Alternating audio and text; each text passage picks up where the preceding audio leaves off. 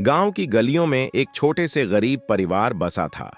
यह कहानी उनकी दूह खभरी जीवन यात्रा की है, जिसने उन्हें बहुत से संघर्षों और चुनौतियों का सामना करना पड़ा। गांव का नाम था रामपुर, जिसमें बसी हुई यह कहानी किसी भी छोटे से गली के एक गरीब परिवार के बारे में थी। रामपुर का सबसे गरीब परिवार था भूषण का, जिसमें भूषण, उसकी पत्नी सुमिता और उनके छोटे से बच्चे आलोक और अंजलि रहते थे। भूषण एक छोटे से खेतीबाड़ी का काम करता था, लेकिन अच्छी बारिश की कमी और नहीं बने हुए समृद्धि के कारण उनकी आर्थिक स्थिति हमेशा कमजोर रहती थी। खेतों में मेहनत करने के बावजूद उन्हें हमेशा अच्छा मौसम और पूर्ण फसलों का आनंद नहीं मिलता था। बच्चों को शिक्षा दिलाने की चाहता होने के बावजूद भूषण के पास उसे स्कूल भेजने के लिए पर्याप्त धन नहीं था। इसलिए आलोक और अंजलि हमेशा खेतों में उनके साथ ही काम करते थे। उन्हें पढ़ाई की कमी महसूस होती थी, लेकिन उन्होंने इसे कभी बाधित नहीं होने दिया।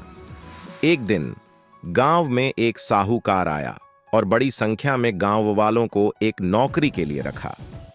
भूषण ने भी अपना भरोसा जताया और नौकरी के लिए आवेदन किया, लेकिन साहूकार ने कहा, तुम्हारी शिक्षा कमजोर है, हमें आवश्यकता है अधिक शिक्षित लोगों की। भूषण को बहुत ही दुखी महसूस हुआ, क्योंकि उसने यह जानकर सोचा था कि यदि उसने अधिक पढ़ाई की होती तो शायद उसे यह नौकरी मिल जाती। इसके बावजूद उसने हार नहीं मानी और अपनी मेहनत और आत्मविश्वास में भरोसा बनाए रखा। एक और दिन गांव में एक स्वयंसेवी शिक्षिका आई, जो गरीब बच्चों को बिना किसी फीस के पढ़ाई देने का कार्य कर रही थी। भूषण ने उससे मिलकर अपनी समस्याओं का वर्णन किया और उसे अपने बच्चों को शिक्षा देने की आग्रह किया। शिक्षिका ने भूषण की मेहनत और उत्साह को देखकर उसकी सहायता करने का निर्णय किया।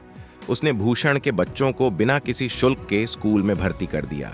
इससे भूषण का दुखी हृदय हंसता हुआ बदल गया और उसने महसूस किया कि कभी-कभी जिंदगी आपके लिए अच्छी ओर मोड़ लेती है।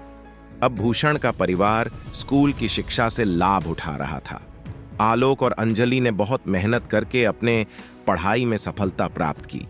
उन्होंने अपने पेरेंट्स की मेहनत और साहस को देखकर उनसे बहुत सीखें ली। वक्त के साथ गांव में सुधार होता गया और अब वहां का माहौल बदल गया था।